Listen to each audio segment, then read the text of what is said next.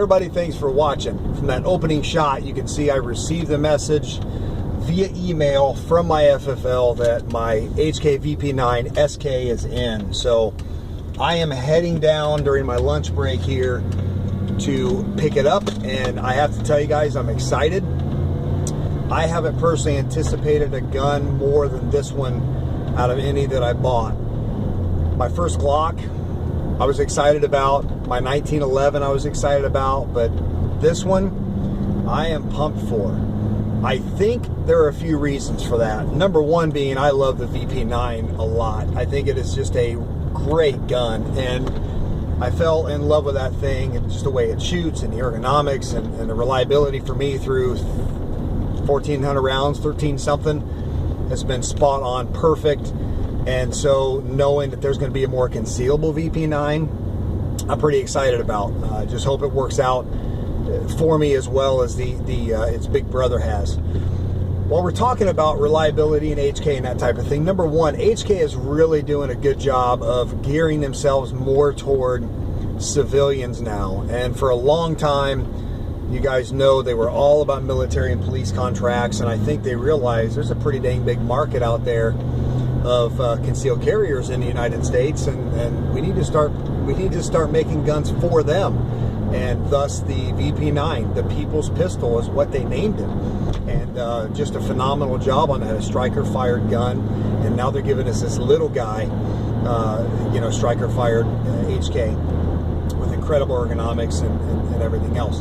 Now, as far as reliability goes, when I said I hope this is as good as his big brother, Daniel Shaw, if you haven't followed Daniel, you should. He served in the military and does some great reviews, opinions on gear based on real world experience, and he doesn't care if you like it or not. He shares what he knows and believes, and I respect that. So check out Daniel Shaw. He had a T&E version of this gun, and it had problems. I think he was about 250 rounds in, and his recoil spring started having trouble. Now, that doesn't mean all the recoil springs are bad. That means that he happened to have gotten one with a bad recoil spring.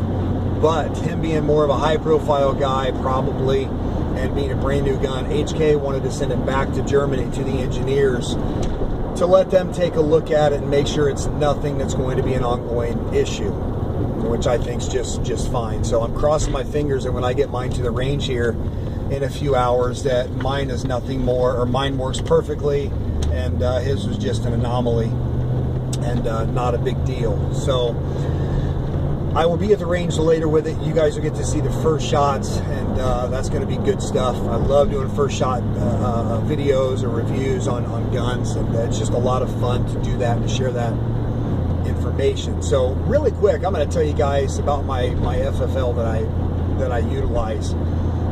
He is a really good, conservative, Christian, moral man, and so we get together and talk politics when I pick my guns up, and we get fired up, talking about the liberals, which is always fun. But he served in Korea as well, so he is a former veteran, served with honor and distinction, and is proud of his country. He only charges $20 for transfers, which is awesome. I do have to drive about 7 miles to get to where he's at, but it's well worth it to support a gentleman like that.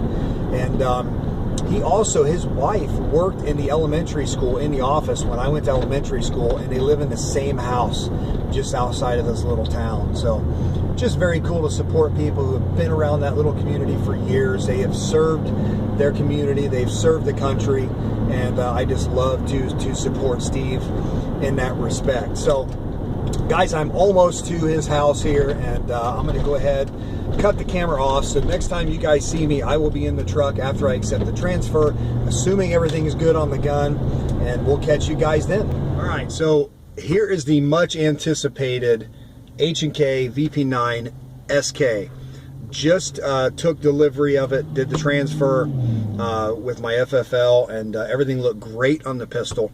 And just a tip for you guys, if you're new to this, maybe you're not new, and maybe you just weren't aware, before you accept the transfer. So before you fill out the 4473 and sign it off and pay your money, check the gun out, break it down, make sure the internals are good, make sure it functions right before you accept it, because once you accept it, it is yours, guys. And if you refuse the transfer, the buyer will pay on their dime to have it sent back to them and then replace it or refund the money. So keep that in mind. I guess without further ado, let's get the case open and give you guys a first look at the VP9sk.